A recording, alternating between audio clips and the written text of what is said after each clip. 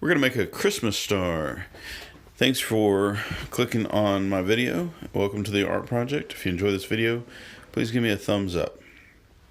So I'm using a cereal box to make this star. It's the foundation for this star. You can use any kind of chipboard or poster board or cardstock. The first thing I'm doing is I'm creating a circle that is the same size as the cereal box. It goes from edge to edge of the cereal box, the front of the cereal box. I'm then going to draw a line from the center of the circle to the outside edge, and then I'm going to mark off 5 different points of the star.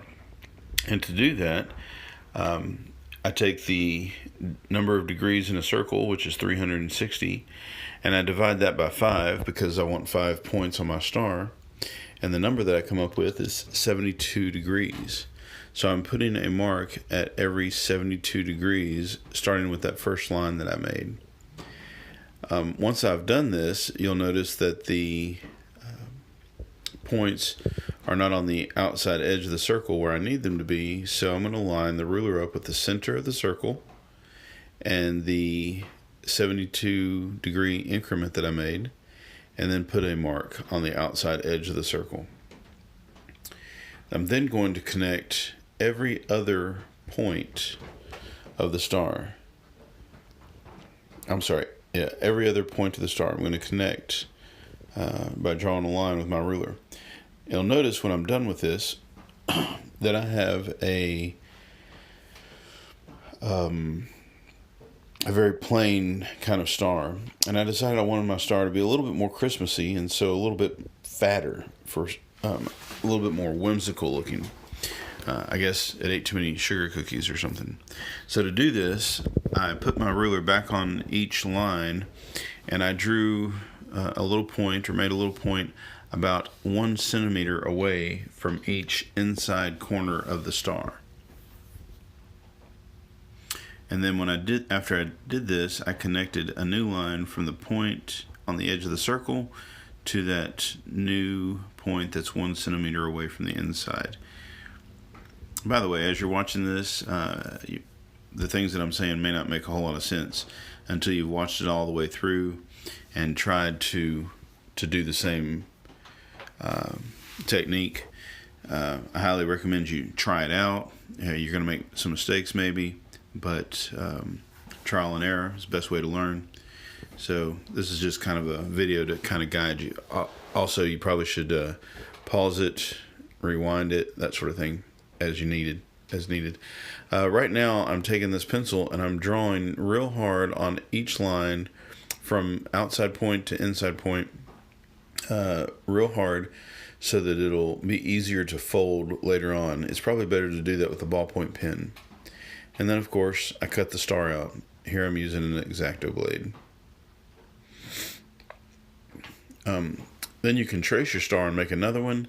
I happened to figure out how to make the star earlier, and it turned out to be the same size that I needed. So I now have 2 stars that are the exact same size as one another. I'm going to trace these lines as well, so that it'll be easier to fold. And you can see it folds real easily once you have made that indentation with a ballpoint pen or a pencil. Once I got them folded, I kind of squish them in a little bit, like I don't know why I say a flower, but kind of squish them in like a flower. And then I tried hot glue. Hot glue did not work out so well for me. I saw some other do-it-yourself stars on YouTube, and they hot glued them together. It didn't work out the way I wanted it to, so I'm taping mine together. Then I stuffed a piece of a wad of paper to help it keep its bulbousness, if that's a word, to get it to stay fat and 3-dimensional. And then I realized that what I really needed to do is put a dowel rod up the middle so I could attach it to the Christmas tree. So I wrapped the wad of paper around the dowel rod and taped it together, and then finished taping up the bottom edges of my star. Now, I put a little hot glue to keep the stick from moving around and to keep it secured in place. And then for some texture, I started covering the entire star in tape. The blue tape is pretty expensive, so I started using masking tape. And I just started covering all of it. I used some short pieces of tape, and I continued to cover it, trying to make sure that the tape went different directions and different overlapping and all the way around the sides of the star to help secure it, make it stronger.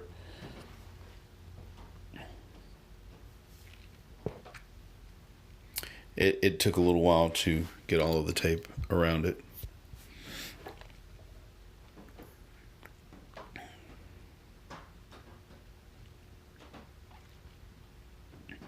By the way, if I had made the star a little bit larger than the seams on the cereal box, this tape probably would have covered up those seams. So if you need a larger star and you've got cardboard that has a fold in it or something, then one good way to take care of that is just to put some texture on it. I started to use some modeling paste, acrylic modeling paste, or spackling or plaster or something like that to texture the outside, but I thought this would be faster and easier. But if you need a lot of texture, well, you could also cover it up with glitter. Glitter kind of leaves the texture. I then coated it with a couple of coats of white paint.